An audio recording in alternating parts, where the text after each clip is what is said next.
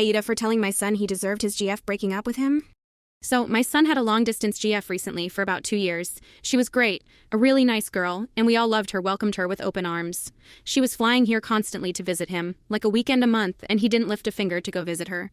I tried talking to him about it several times and told him he should really start looking into flying over to her instead of expecting her to do all the traveling. He said no.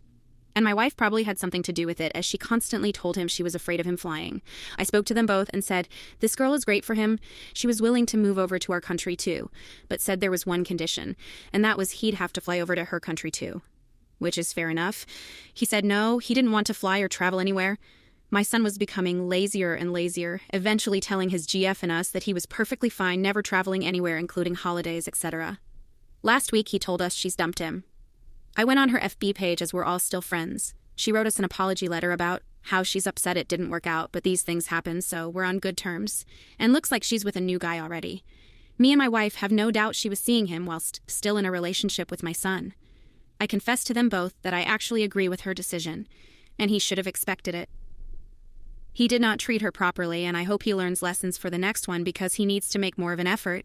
I said he deserves it for his lack of effort in the relationship, and for essentially just allowing this girl to spend all her money and time coming here all the time. Wife and son are very upset that I said this, very, very upset, and my wife says I am being horrible. AITA, I stand by what I said.